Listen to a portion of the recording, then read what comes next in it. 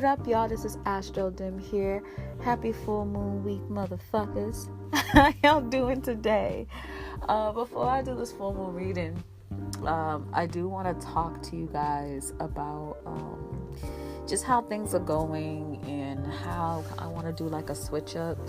I kind of want to go back to how I did the podcast before, in which I only talk to you guys weekly, because the 5 days a week thing is fun. It's very like steak and potatoes. It's like, you know what to expect, but it's boring now to me. At first it was fun, but now I'm bored with it.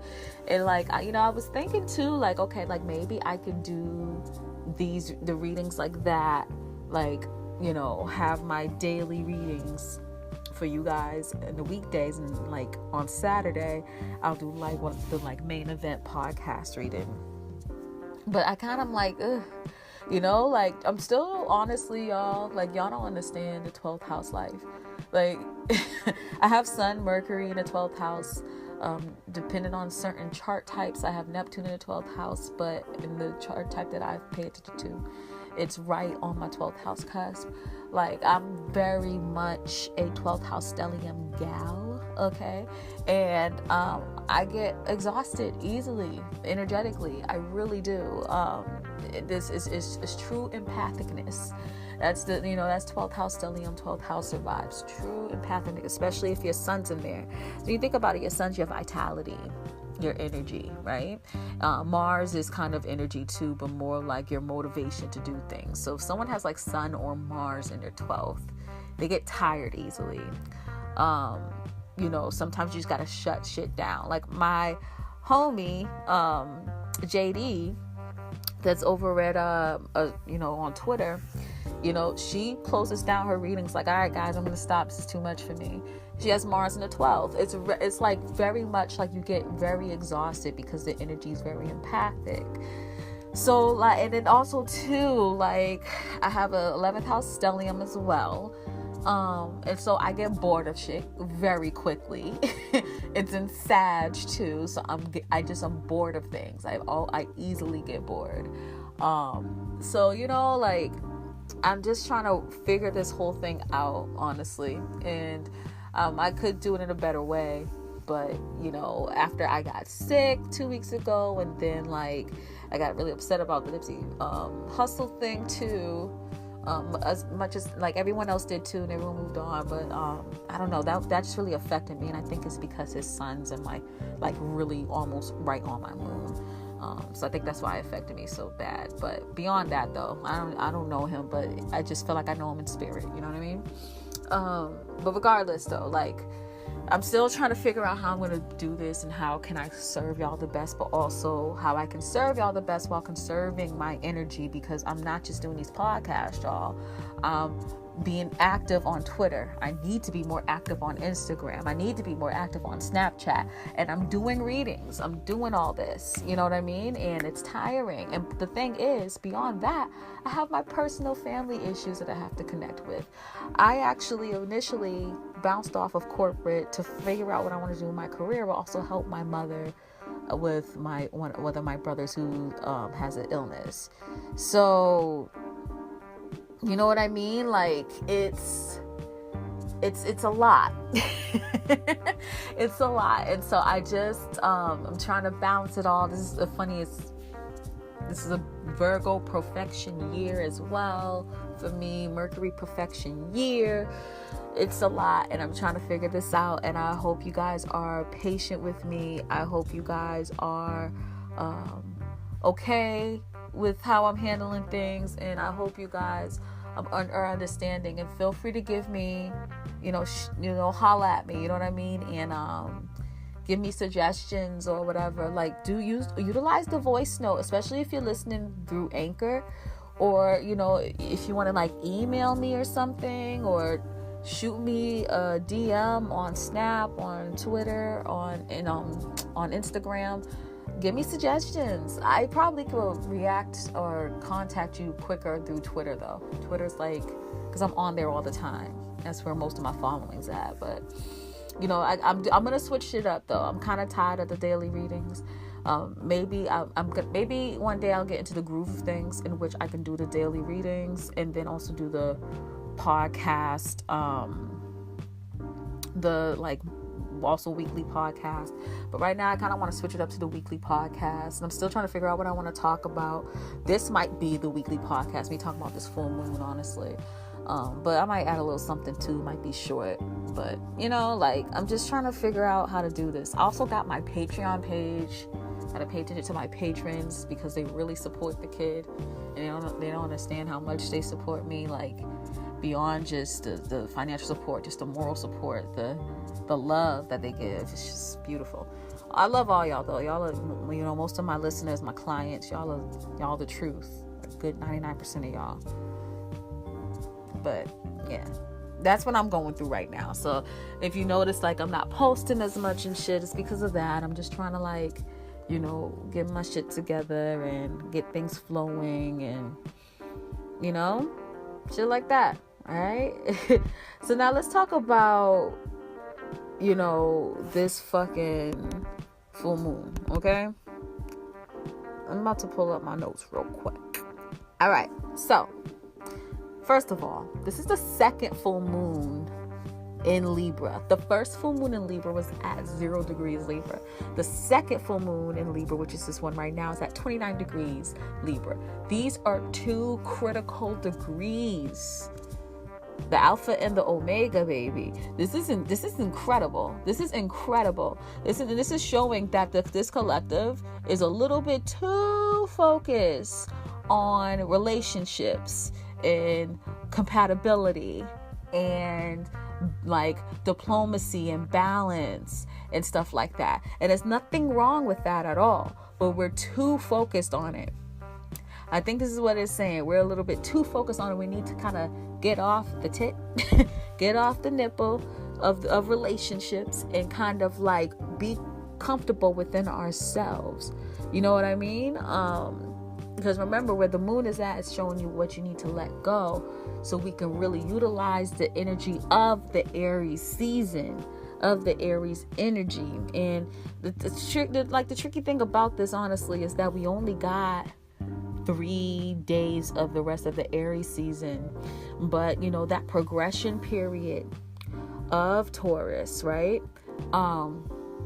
You think about it, Aries progress into Taurus, and so a lot of that energy is going to progress into Taurus, and we're going to still be able to utilize it and connect with it. A ram and a bull, different animals, similar type of vibe. You get what I'm saying?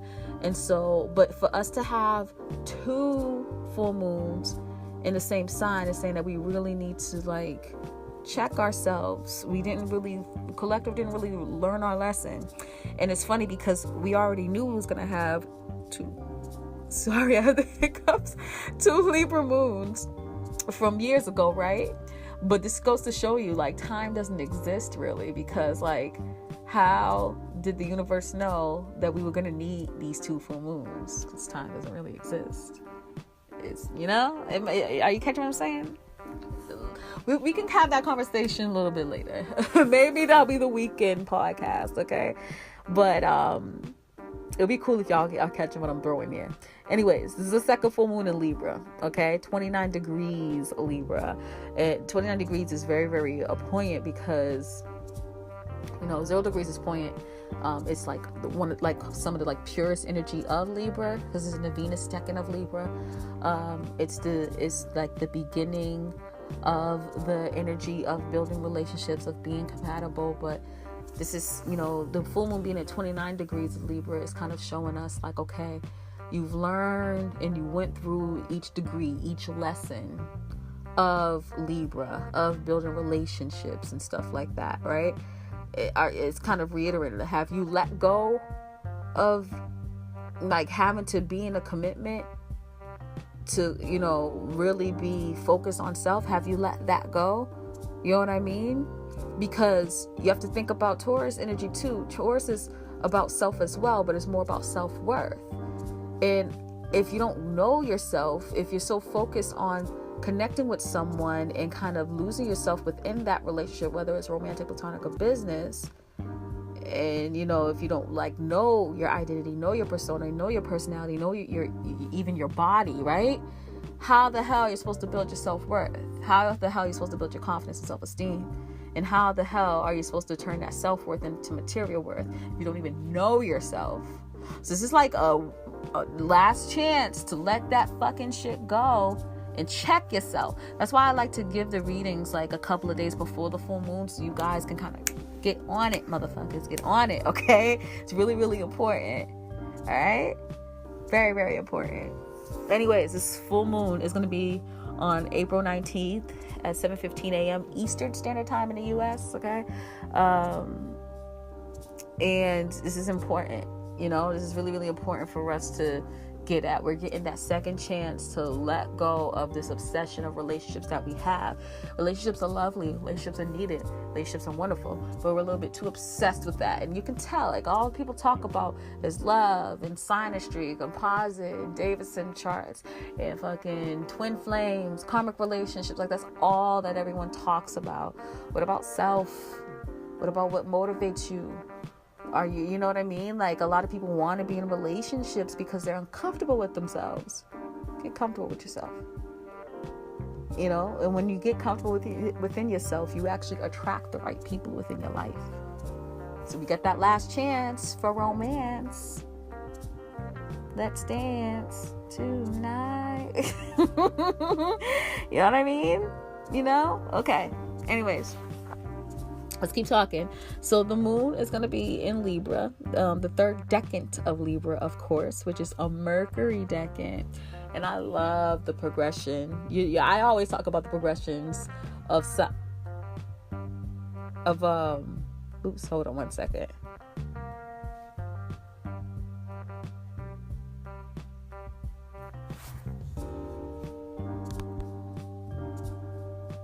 Sorry.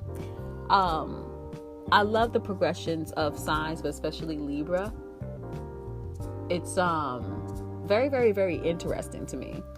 And so let's talk about it, right? So Libra decan progression is the first decan, which is ruled by Venus, or co-ruled by Venus. So it's double ruled by Venus, right? The second decan is, of course, ruled by Venus, but co-ruled by Uranus. And the third decan is, of course, ruled by Venus, but co-ruled by Mercury. And it shows you the progression of relationships, since, that's what Libra's all about. So first, it's all about attraction. You're seeing people for who they are, the first view of them, right? And you're like really understanding their worthiness and their worth, their beauty. You're just vibing with them, relating with them, connecting with them, just face value connection, seeing how y'all vibe, how y'all are compatible, all that, right? And it moves to the second decan of Libra, which is ruled by Uranus. You start to understand people's uniqueness, their individuality, what makes them strange, what makes them different, what makes them unique, and you get kind of closer to them in that aspect, right? And then it's the third decan of Libra, where you really get to know the nitty gritty, because Geminis love knowing the nitty-gritty about people. They don't want you to know the nitty-gritty about them, though. But they love to know the nitty-gritty about people. It's ruled by Mercury, of course, right? And so this when you really know the details of people, right? They get really, really connected with them in the relationship. And then the funny thing about it is that it progressed into first decan Scorpio, and that's intimacy, that's emotional vulnerability, that's bringing the relationship to the next level. So you see how that progression works, right? And so in this situation, with the moon being in the third decan of Libra, especially in 29 degrees too, I kind of see this as like, us, understanding the emotional connections of that we have with relationships, our emotional obsessions with relationships, and kind of like really getting connected and really understanding the details of the relationship. You know what I mean? We want to know so much about the person, their details, what they have to offer. We want to be able to have deep conversations with them, communicate with them, understand their mind, understand where they come from, really get into the nitty gritty so we can progress into more of an intimate, emotionally vulnerable, emotionally bonded or binded relationship. You know what I mean? But the thing is, instead of focusing on the details of the other person, you know, the shadow person, our better half, instead of focusing so much on that and kind of forcing it and being emotionally connected to that, we should really be understanding the details of ourselves and understanding ourselves a little bit more, right? And so we have to learn to let go of like making relationships unauthentic by pushing a narrative of like, okay, we need to move to the next step. You know what I mean? You have to let relationships be authentic. You need to let it run naturally. And sometimes if you keep forcing things and the other person's not feeling it, you can draw the other person or, you know, push the other person away without even realizing it. You get what I'm saying? If you have this obsession of like wanting to know the details of someone and they're closing themselves up, you have to kind of draw back and realize what you're doing yourself and focus on yourself. You know what I mean? Focus on what you're doing in your life, not so much about what the other person's doing, really. You get what I'm saying? And so the thing is, the sun is in the third decan of Aries, which is of course ruled by Mars, but co-ruled by Jupiter. And Jupiter is all about, you know, learn about different philosophies, beliefs, religions, concepts, but it's connected to Mars. And so is you being motivated into learning about things that are foreign and different from you and applying it to yourself. You know what I mean? Applying it to yourself and your personality, your appearance, your persona, your motivation, your drive, right? Not really applying it to other people. So instead of putting like all your focus on just a relationship, whether it's romantic, platonic, or business, and, you know, getting the nitty gritty in the relationship and trying to push the relationship into the next level, which is, you know, Scorpio energy, start focusing on self. Start studying things that are different from you. So you can prepare for the sun moving into Taurus and prepare to use those tools, those philosophies, beliefs, religions, and concepts to strengthen your self-worth, which is connected to Taurus, and strengthen your material worth, which is connected to Taurus, and strengthen your confidence and self-esteem, again, connected to Taurus. You know what I mean? Because remember, how it goes is that your self-worth is directly connected to your material worth.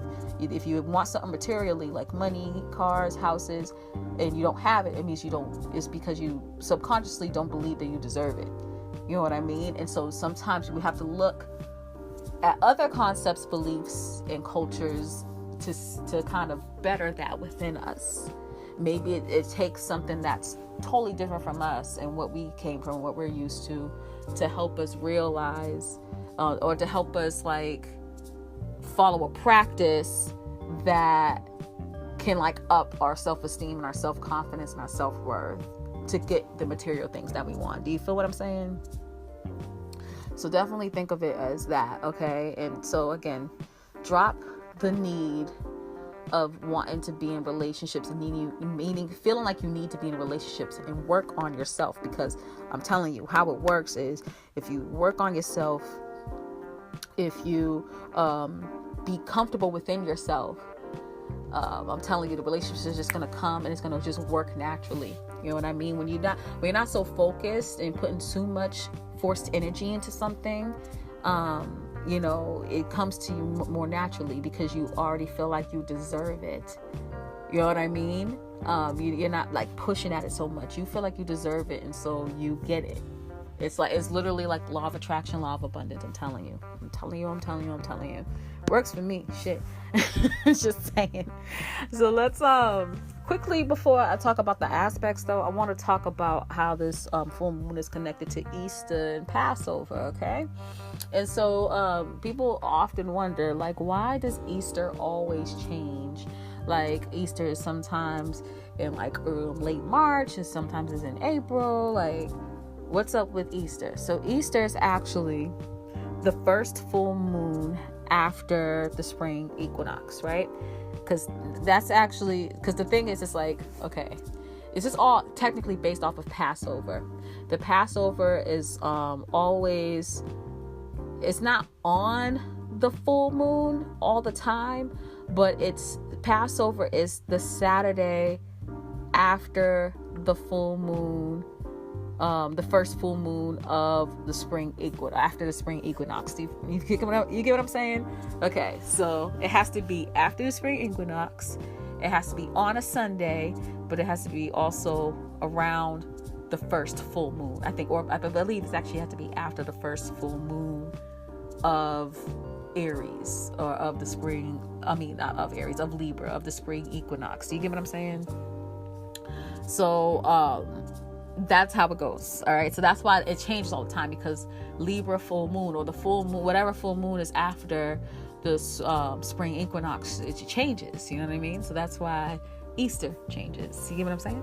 So Passover is always on Saturday. Good Friday is always on Friday, and Easter's always on Sunday. So that's how those kind of go together. And then, that I believe the Monday is, that Sunday before is Palm Sunday, and how it goes from there and there and there. So, even back in those days, in the biblical times, astrology was key. So I understand why certain religions don't pay attention to astrology. Definitely use astrology to find Jesus, but whatever, okay. Whatever. Anyways, that's what it is, basically. Okay. So it's really, really interesting energy for sure. Now I think this is really important because you're kind of thinking about the things that happened lately, especially with the Notre Dame fire that happened, around this time or whatever. It's really, really interesting. I'm sorry, I'm a little bit distracted because someone's screaming, not really loud, but they're talking really loud, and it's distracting me. Sorry. Anyways, it's really interesting energy because, you think of Easter, you think of resurrection, right? And if you think also of, the spring equinox and Aries energy is also resurrection.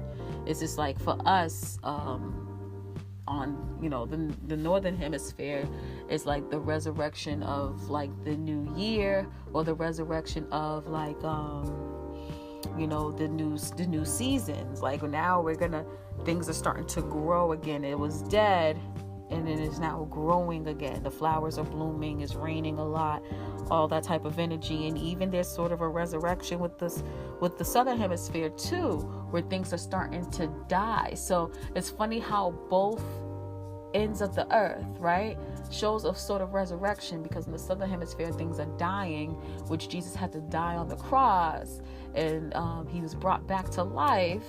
And that's the northern hemisphere, things are coming back to life. So it's really interesting. It's a very, very, just a very important thing to kind of correlate and to bring together. Okay. And I think this energy is not happening just for no reason.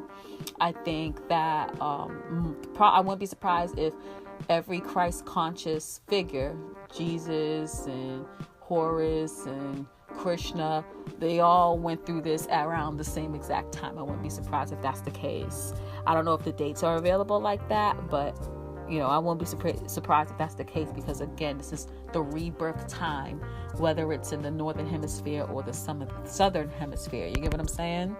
So really interesting stuff, right? Anywho, let's talk about these aspects, right? So the aspects that are happening to the full moon, of course I'm going to talk about the sun, and I'm going to also talk about the moon, right?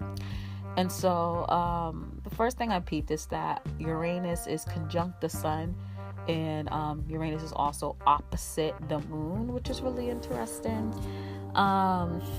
With this situation, Uranus opposite the sun is super interesting to me because, again, we are emotionally focused on building relationships. We want a relationship fucking bad, okay? And we won't let it go. It's a thing that we're obsessed with. We just want this, we want to build.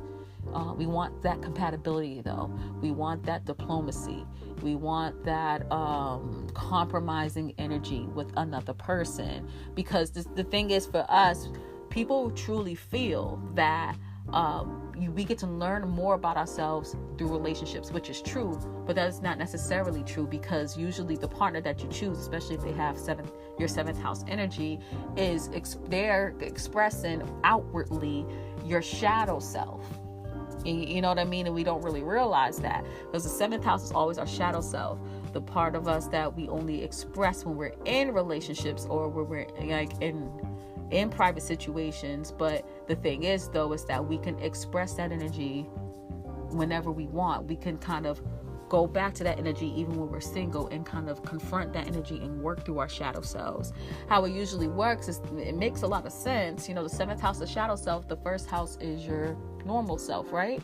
And it is said that, you know, your shadow self, your seventh house energy is an energy that you used to express when you were younger, but you were raised to be more like your ascendant, your rising sign. You get what I'm saying? And so you kind of ignore your seventh house energy and only express it through relationships, because you usually relate with people that have your seventh house energy, which is the house of relationships. You know, that's how you relate with them. Because, and the thing is, why you relate with them is because they express that shadow side part of you, and you feel like you can confront that part of you through another person. They're a personification of your shadow side. But it doesn't have to be that way. You can do that by yourself. You don't need the relationship. You don't need it.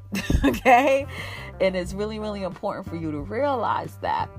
And with the really interesting thing about that too, you know, with Uranus being in Taurus, you know, we're really trying to understand the worthiness of our uniqueness, the worthiness of our individuality, the worthiness of our dreams and aspirations, the worthiness even of our fucking friends, and seeing how we can get these opportunities, understand these opportunities fully, and monetize it, get some beyond emotional worth, but some financial worth out of the situation too. You know what I mean? It's not like you're using your friends or nothing, but you're really like, okay, let's figure this out. Let's make some money. It kind of reminds me of this New York type of way of thinking. I'm not from New York, but I know a lot of people from there. Got some family over there too. You know, it's funny. I remember, you know, I'm not going to give too much details on this because I don't want to like put people's shit out there. But I remember I was with these group of people, right? And, you know, we were all vibing, we were all cool. And it was this like person, this person was from New York, and this person was like always trying to be like, okay, let's like kind of monetize the situation. Let's try to make some money out of this situation. Let's like, you know, work on something together. And people always felt like, oh, this person's just trying to use our knowledge and make a buck out of it. This person's trying to do something shady. This person's just trying to use us. And I was like, no, this is like a New York way of thinking. They're like, this is kind of like a compliment to New Yorkers. Like, yo, let's go ahead, work together, make some bread. You're smart, I'm smart. Let's figure this whole situation out. And people took offense of it because they're not from up north. They're not from New York. They don't get it. But it's actually kind of like a compliment. You know what I mean? And so this is kind of like New York type of energy to me. But you're kind of using it very personally. You're understanding your individuality, your uniqueness, the things that are like different that's around you. This is including your friends, your dreams and aspirations, and how personalized is that. You're really understanding that deeply and trying to find ways of how to deem it worthy. And first you have to emotionally feel like these things are worthy, then you can actually monetize it and make it financially worthy. Do you get what I'm saying?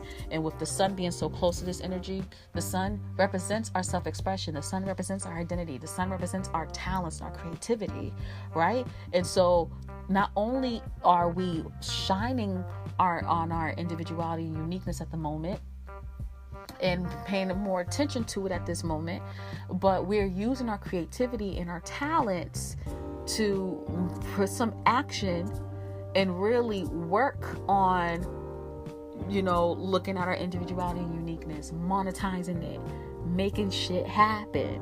So this is all self-work. You know what I mean? This is all about us doing some self-work and not really paying attention about relationships. We can do this on our own. We don't need anybody else technically to work on ourselves. Sometimes it's good to have other people.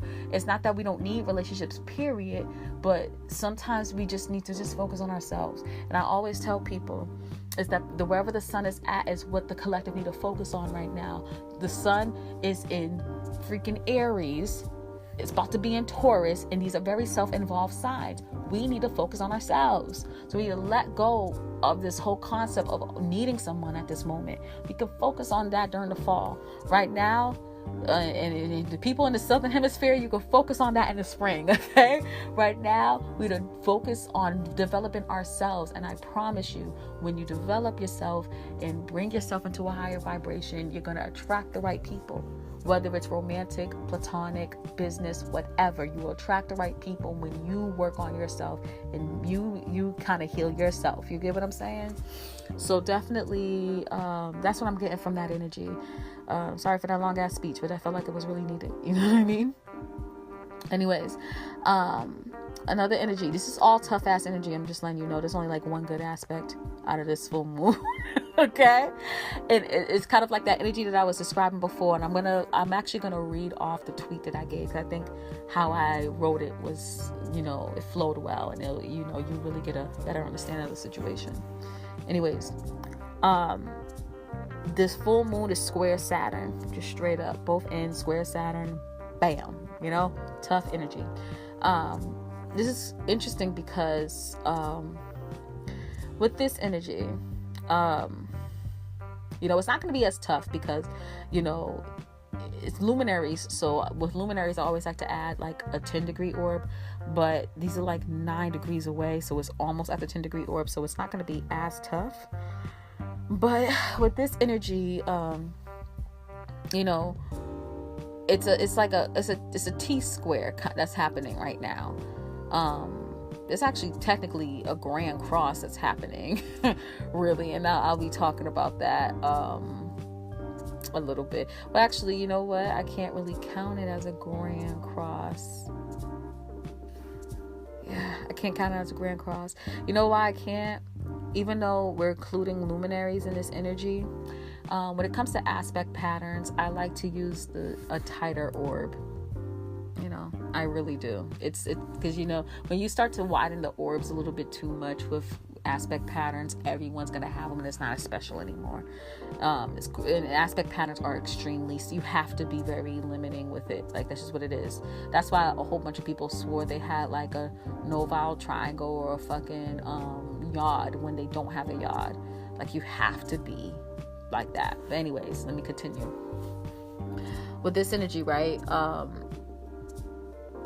We are basically, you're wanting to build relationships with folks. That's what your emotion is connected to, building relationships with folks, building that compatibility, that diplomacy with others.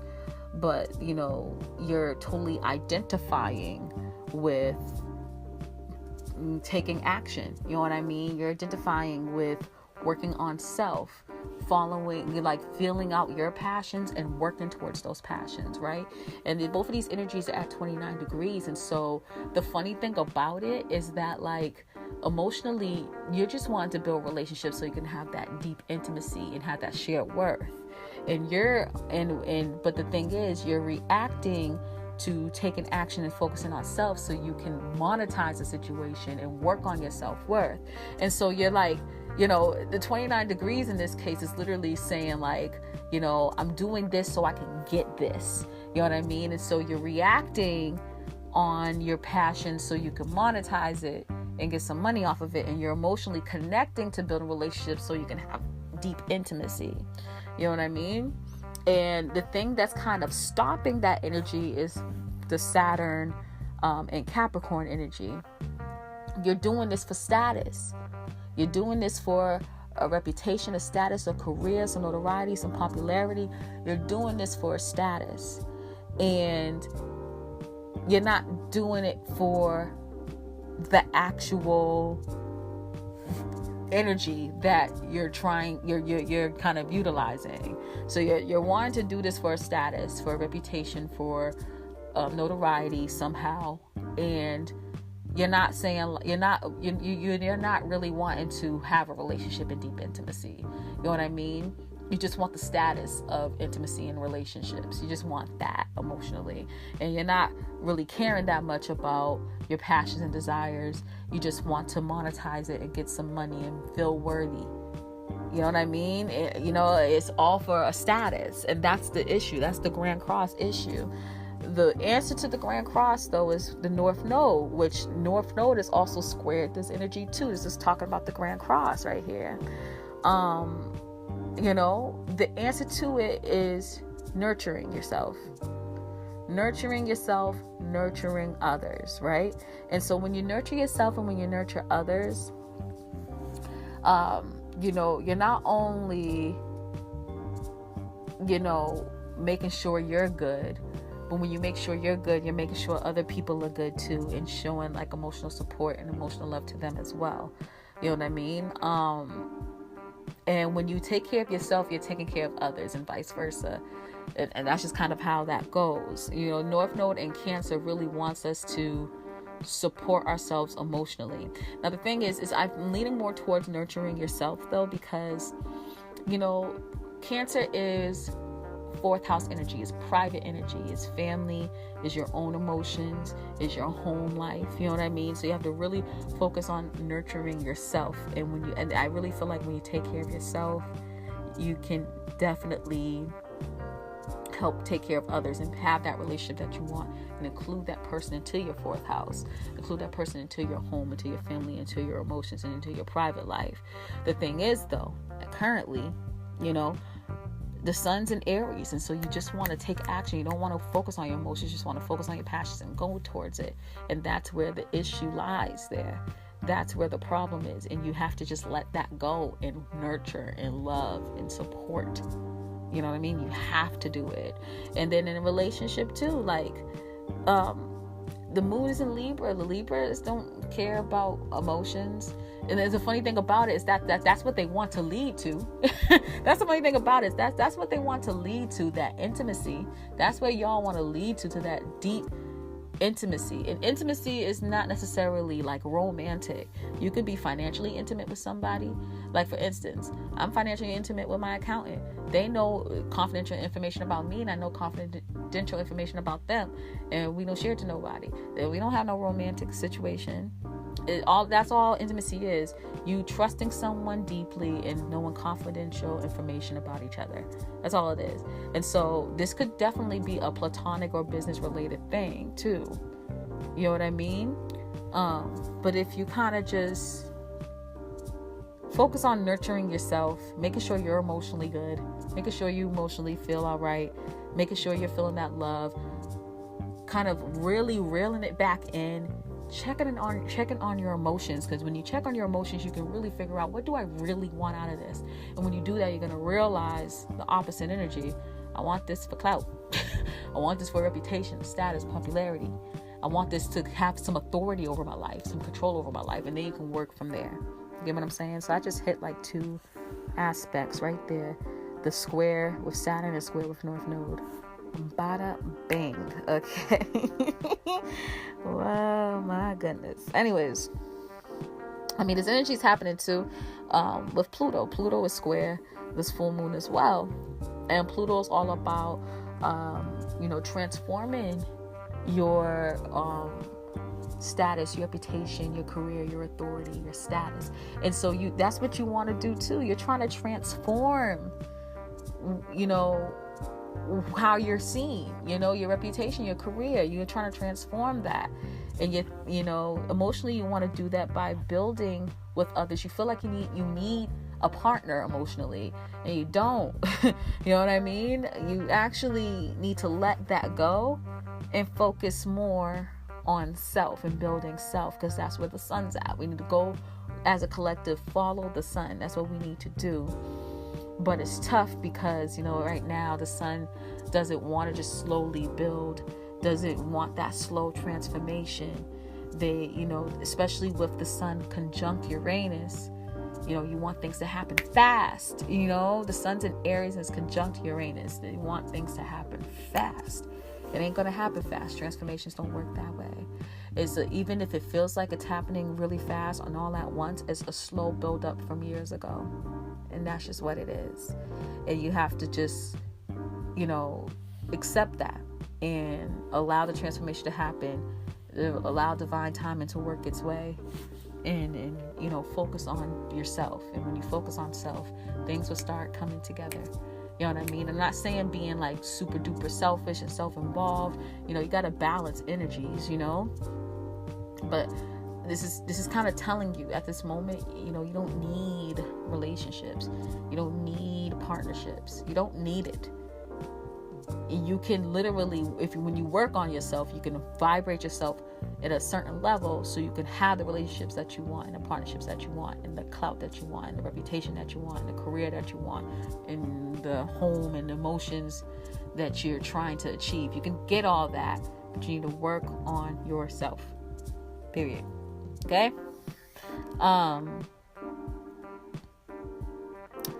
I don't really talk about in conjuncts and semi-sextiles like that, but I wanted to mention this because Venus is like 1 degree away from the sun when not 1 degree away. It's like 29 degrees away from the sun.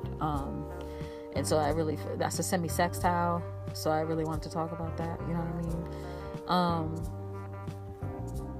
It's really interesting because Venus is semi-sextile the sun in conjunct the moon. With it in conjunct the moon, it's really weird because Libra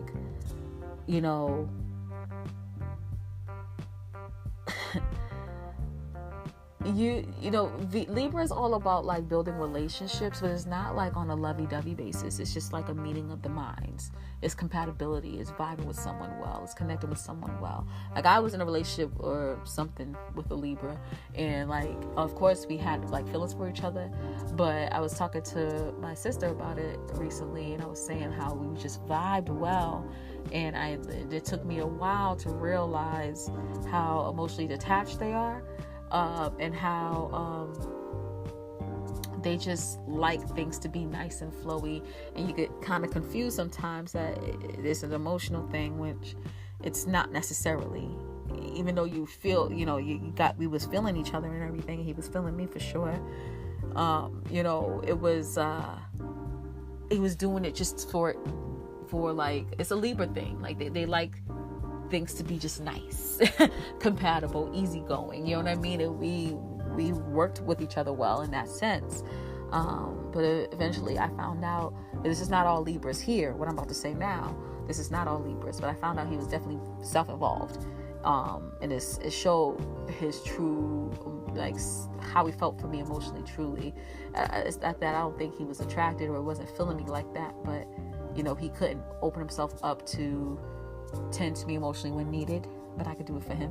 And so that was like kind of like the issue there. But that's like, it reminds me so much of the just general Libra energy of just wanting things to be nice and romantic and sweet, more to be logically and intellectually pleasing and more aesthetically pleasing and more vibe pleasing instead of it being more emotional pleasing. Now, of course, Venus in Pisces, that's a whole different vibe.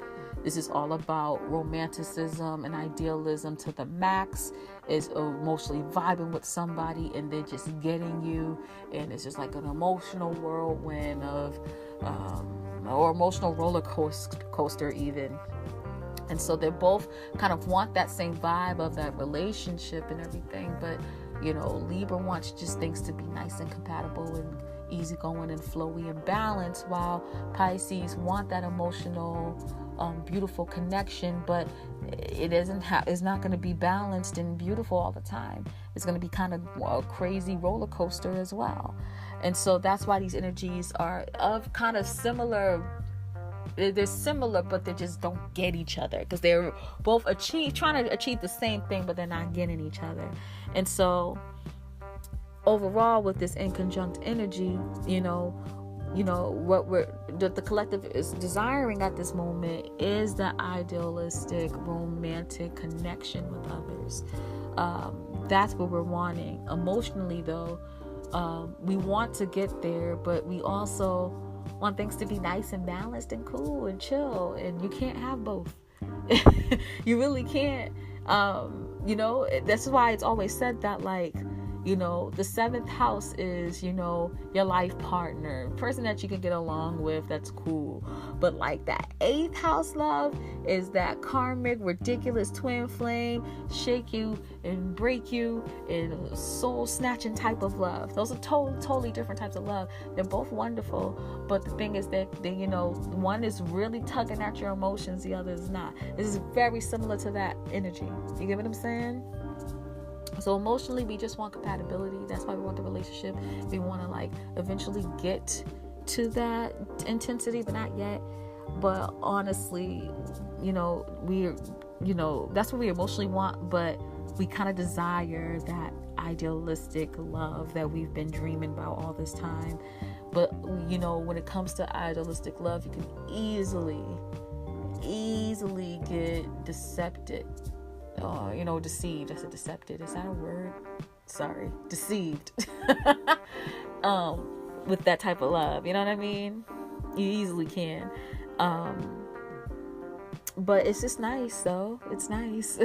Pisces and Neptune and, that, like, the 12th house type of love is very fairy tale like, but a smack of reality always comes, So it's really, really interesting. But these energies, that's why they're not really getting each other. You desire more of a spiritual type of love. Honestly, that's like what you desire, but emotionally, you can only kind of get the compatible type of love. You can't have both. That's just what it is, But with the Venus and we kind of this is honestly saying too, you need to, like, let go of that idea of trying to build a relationship and use more of that Venus-Sun connection. Even though semi-sextiles are tough, they definitely get along easier than in conjuncts, because at least semi-sextiles, the signs progress into each other. Most likely they are of the same season. Not in this case, but they're most likely in the same season, or at least they progress to each other. So there's some similarities there. You get what I'm saying? And with this energy, though, what I'm kind of seeing, honestly, is, we have to wake up and bring our dreams into reality and take actions to them. Because remember that Venus energy of dreaming and being idealistic and romantic and spiritual and being in our heads and being in the astral realm is all beautiful and dreamy, and that's the things that we desire, but sometimes we feel like we can't bring it to reality, and so that's why we escape into these desires, to these dreams and these fantasies that we want.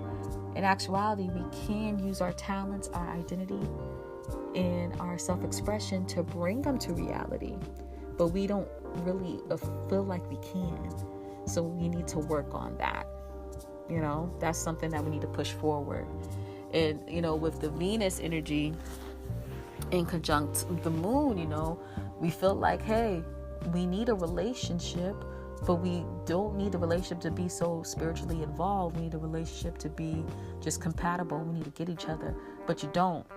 So you need to let that idea go and just on your own bring your fantasies into reality by taking some action and getting shit done. Okay? That's what I really feel there. That's what I really, really feel there. Yeah. And then lastly, the moon is sextile Jupiter retrograde, and the sun is trine Jupiter retrograde. Okay. This is the only good aspect that's happening with this full moon. And so, but this is cool though, because, we need to let go of, like, concepts of needing relationships. You know what I mean? This is our last time to let this shit go, to just let it the fuck go. Right. And,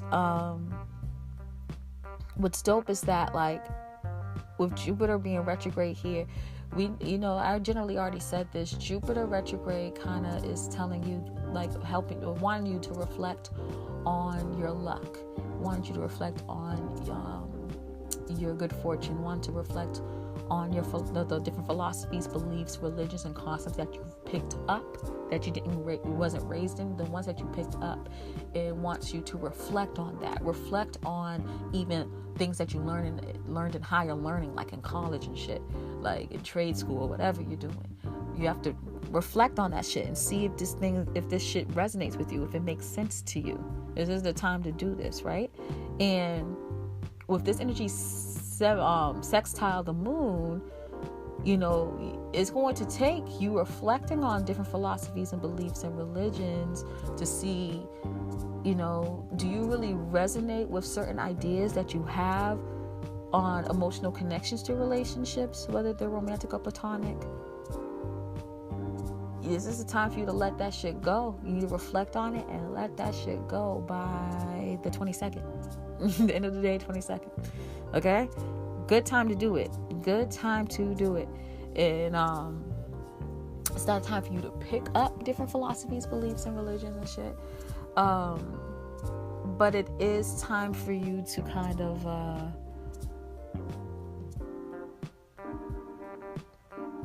it is time for you to, like, reflect on the ones that you've already picked up now and see the connections that they have to you building any form of relationship, and the emotional connections of relationships, and how you feel generally about relationships, and see how that goes. You know what I mean? And it's interesting because I know I just talked about Aries being in the third decan. Sun being in the third decan of Aries, and how it's in Jupiter, and we have to kind of look at foreign concepts in general to see how we can learn about ourselves. But we don't have to seek new ones, just the ones that we currently took in, that we already have in our arsenal at this time, which is really, really dope and really, really poignant with the Sun trine Jupiter, is that we can fully do that reflection of Jupiter retrograde, of different philosophies, belief, religions, concepts, and all that, right? To see, what do we need to let go, what no longer serves us, what do we need to keep, and the ones that we need to keep, we need to kind of hold on to, and help and have that energy help us express ourselves, and helps us identify fully with our desires and the things that we are motivated and driven by. You know what I mean? It's like fine-tuning things a little bit, just so we can express ourselves more appropriately and follow our desires and push towards our desires, and be the best person that we can be, you know what I mean, and be perceived how we would like to be perceived. And it's in 29 degrees, so this is going to be it's going to be frustrating, you know what I mean, because you feel like you want something and you want to go after something and you just can't get it. You're having the pressures of the next sign's coming at you too, and it's tough, but you can do it. With it being 29 degrees too, it's showing you that you're at the last lesson. You learned all the lessons of Aries with the Sun. You learned all the lessons of Libra with the Moon. Now you need to do that Jupiter retrograde thing and reflect, right? Reflect on the things that you've learned and see what serves you, what doesn't serve you, and move forward to the next lesson, the next sign. Do you get what I'm saying? It's going to be easier though for you to work on this energy, because sextile trines are easy, they're harmonious, and you're going to learn a lot when you reflect on the different philosophies and concepts that you picked up, and how they're connected to how you emotionally feel about relationships. With you actually reflecting on that, even though you already have the knowledge, you're going to learn a lot within you just reflecting on the things that you've picked up. So it's really dope. It's dope ass energy for sure, But yeah, that's what I got for the aspects. And this is what I got for the wow, this is an hour? The fuck? Oh my god, I feel sorry for my Patreons because I got so much more to say. Just a motor mouth, huh? But this is a big full moon, and we need to talk about this shit, okay? But this is when I'm going to cut it off for you common folk. For my patrons, you can go to patreon.com/AstroDim to get the full reading. And with that, I'm going to be talking about that aspect pattern. I already gave y'all one aspect pattern with that kind of grand cross. It's not even a real grand cross. It's a kind of grand cross, right?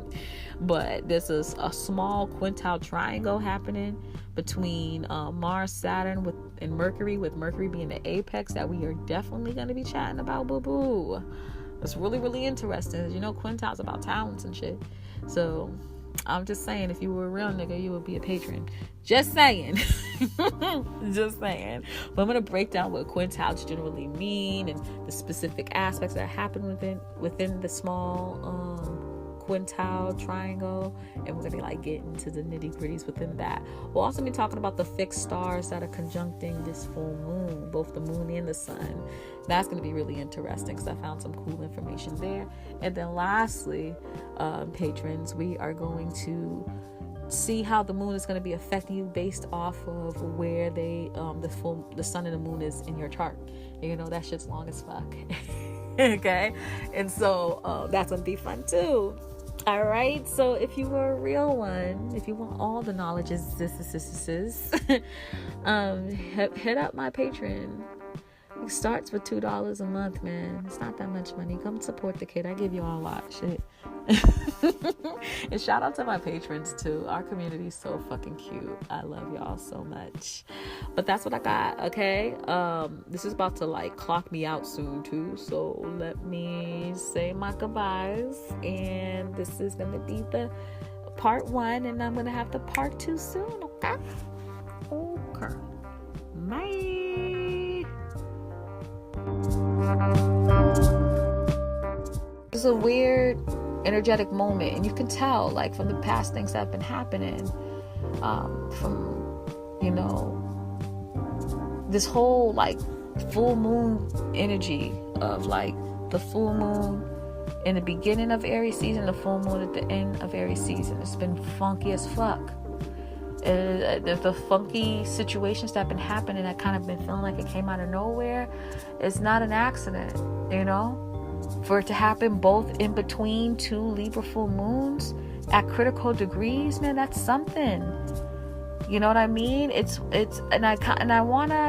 forgot to do this, and I'm gonna do another recording of it for the other folks that are listening. But I wanted to go back to the thing that I wrote on Twitter. I think people are going to connect with this pretty well. It's my thoughts on the full moon, right? So this is what I'm just going to say real quick before I do the houses energy. 2 Libra full moons this year. One was at 0 degrees Libra, and this upcoming one on the 19th is at 29 degrees Libra. Of course, this is Aries season. This screams destruction that's actually bringing people together. Aries season was a tower ass season for real. We have to come together after the destruction, create some dialogue and diplomacy, Libra, to truly make a real change and to make the necessary actions, Aries, to be successful in whatever we are trying to do. Both moons had some fucked up aspects. It's going to be hard, but we can do it. Think about it. The first full moon Libra week didn't start with, but I actually meant to say the first new moon Libra week started with the untimely passing of Nipsey Hussle. And I believe there was a new moon. Am I tripping? Let me actually just double check on that.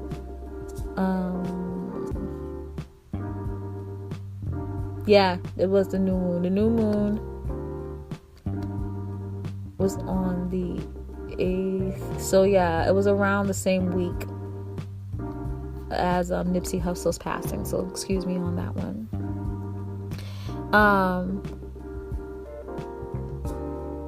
Anyways, like I was saying, the first new moon Libra week started with the untimely passing of Nipsey Hussle, and people are coming together to make the changes that Nipsey tried to fight for. Not sure how this is going to end, but this next full moon was premised by the fire at Notre Dame. It was reported that people were coming together, praying, singing during the fire to give the house of worship and the people fighting the fire good energy. Who knows what will come of the Notre Dame incident, but it's going to be interesting to see. 2 full moons and critical degrees marking the beginning and the end. We are being motivated by destruction. Okay. So that's what I got for you. I have to actually make it clear what I meant to say about the Nipsey Hussle thing, because I know people are going to come and attack me like, you're wrong. But yeah, it's interesting shit, right? And so, you have to keep in mind that, like, we have to kind of come together, but then break apart. And the time for us to come together is this week. Remember, with full moons, the full moons represents what we need to let go so we can continue the season right. You know what I mean? So we need to still let go of this need of being together, but sometimes that comes with you coming together and giving people that final, like, hey, this is what we should do, break, and then you guys scatter. You get what I'm saying? So, I mean, that's what we think about. Even the Nipsey Hussle thing, that's what the gangs are doing. The gangs are coming together, doing their quick little thing to say, like, hey, this is what we're going to do, this is how we're going to support. Now let's just go back to our sets. You know what I mean? Let's go back to our individual selves. Like, we don't need to be together all the time. We don't need to create a whole big ass gang. We can separate and it's fine. But just as long as we are we let go of the relationship issues that we have, we come together to let it go, and then we let it go and we can separate and we can still be cool with each other. We're doing our own thing still, but hey, we let go of the garbage and the gunk. You get what I'm saying? So that's definitely something that I definitely want to reiterate for sure, and let you guys know. So if you have some things, if you have to go back to that ex real quick, go back to that ex-friend, that ex-lover or whatever, tell them yo, I just want to make sure things are good, that everything's clear, that we can just let shit go now. You know what I mean? Much love to you, but I'm coming together so we can go apart with a clean slate. That you might have to do that.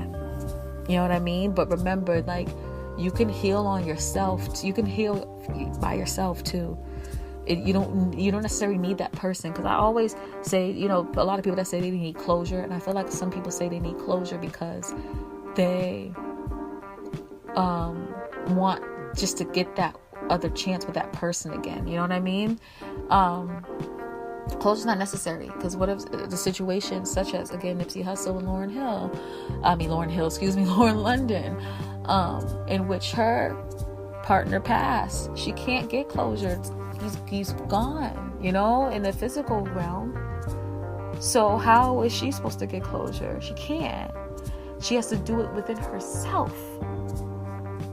So even if you're in that situation where you can't go back to that ex, you get that closure within yourself.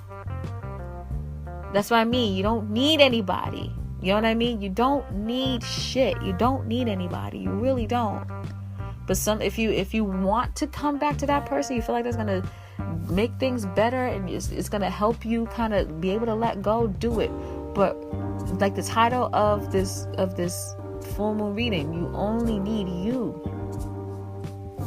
You only need you. You only need you. Okay? I really want to reiterate that. I'm actually going to take a snippet of that part of the reading and put it as a second part of the full moon reading. I am, because I think people need to listen to this shit. I really do. All right. Hopefully y'all don't mind. But let's talk about the houses now, okay? And we'll be done after that, okay?